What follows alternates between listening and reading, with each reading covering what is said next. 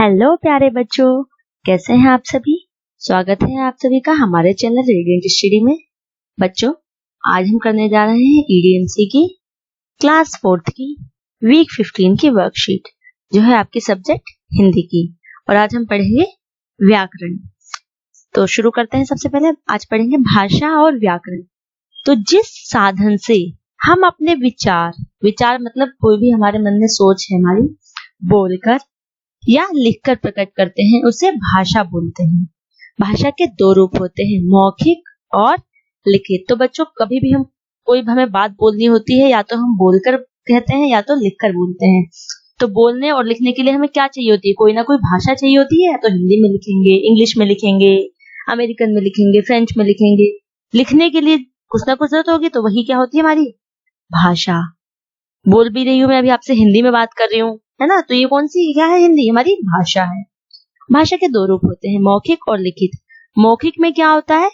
मौखिक में आपको कोई लिखने की जरूरत नहीं पड़ती है। मौखिक में बच्चों क्या आता है? बोलना और सुनना, जिसमें आपको कभी भी कुछ पढ़ने या लिखने की जरूरत नहीं। और लिखित में आता है पढ़ना या लिखना। अखबार पढ़ रहे होंगे तो कुछ लिखा हुआ ही तो हम पढ़ रहे होंगे, तो वो लिखित में आ जाएगा, पढ़ना भी।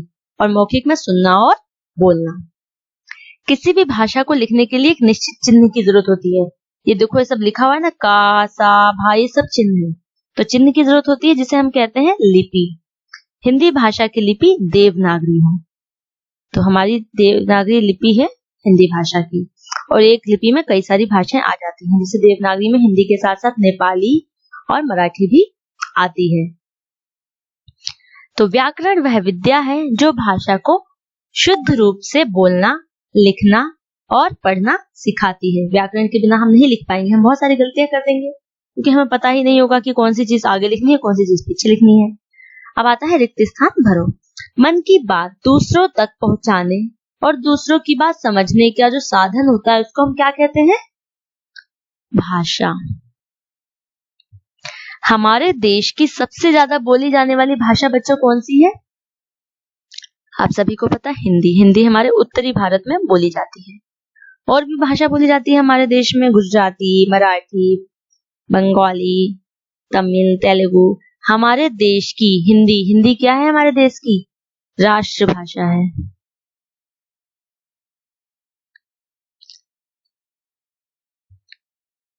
अब आते हैं आगे। भाषा कितने प्रकार की होती है, उनके नाम लिखिए। तो अभी हमने पढ़ा है कि भाषा दो प्रकार की होती है। दो प्रकार की होती है।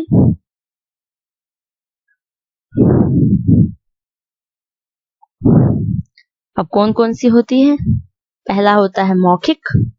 मौखिक में क्या होता है? सुनना और बोलना। और दूसरी होती है हमारी लिखित, इसमें आता है पढ़ना और लिखना। ठीक है बच्चों, अब आते हैं क्वेश्चन नंबर 3 पर। निम्न वाक्यों को पढ़ो और उनके सामने उचित भाषा को लिखो। समाचार सुनना, अभी मैंने बोला है सुनना और बोलना मौखिक भाषा में आता है, क्योंकि इसमें लिखे हुए की जरूरत नहीं होती है। आप रेडियो पे भी सुन सकते हो समाचार, इसमें कुछ भी लिखा हुआ होने की जरूरत नहीं है। फिर आता है टेलीफोन पर बात करना।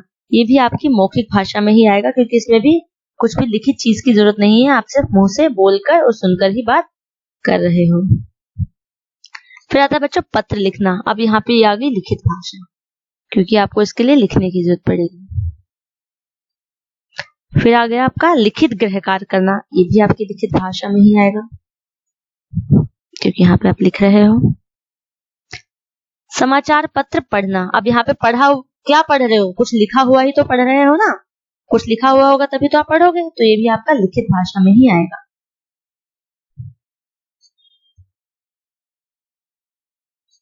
निबंध लिखना, यहाँ पर भी आपका लिखित भाषा में ही आएगा। आगे चलते हैं। निम्न वाक्यों को शुद्ध करके लिखिए। यहाँ पे व्याकरण की गलतियां हैं, तो हम इसे सही करके लिखेंगे। कजरी ने खाना खाई, तो ये गलत लिखा हुआ है। इसका क्या होना चाहिए? कजरी ने खाना खाया। दूध में गिलास है, दूध में गिलास नहीं होता है, गिलास में दूध है। हमें व्याकरण आती है, तभी हम इसे सही से लिख पा रहे हैं।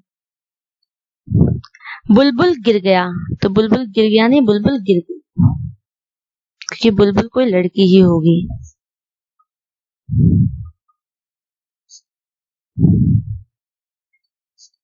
पानी अभिषेक ने पिया, तो हमें ऐसे ना लिख के लिखेंगे कि अभिषेक ने पानी पिया।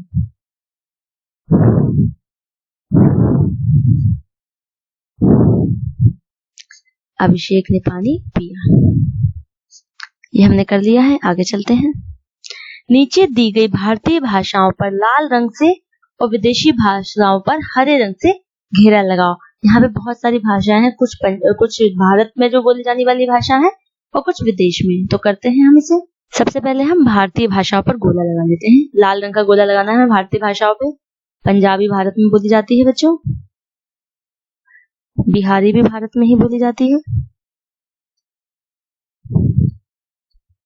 फिर चीनी, फ्रेंच, नेपाली सब विदेशी है, कन्नड़ भी भारत में बोली जाती है, अंग्रेजी नहीं, कोंकणी भी भारत की भाषा है, जर्मन विदेशी भाषा है, मलयालम भारत की भाषा है जो केरल में बोली जाती है, रूसी भी नहीं, हिंदी भी भारत की भाषा है जो उत्तरी भारत में बोली जाती है, स्पेनिश भी नहीं, संस्कृत भी भारत की भाषा है और बंगाली भी भारत की भाषा है।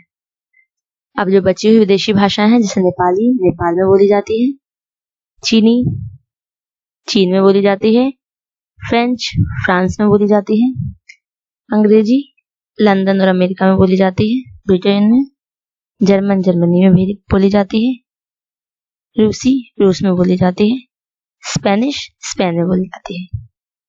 ठीक है बच्चों, तो ये वर्कशीट आपकी कंप्लीट हो गई है। आपको ये वीडियो कैसा लगा बच्चों जरूर बताइएगा। अगर ये वीडियो आपको हेल्पफुल लगता है तो अपने दोस्तों के साथ इसे शेयर कीजिएगा, लाइक कीजिएगा। लाइक करने से बहुत सपोर्ट मिलता है बच्चों, और हमारे चैनल को सब्सक्राइब भी कीजिएगा। थैंक यू बच्चों।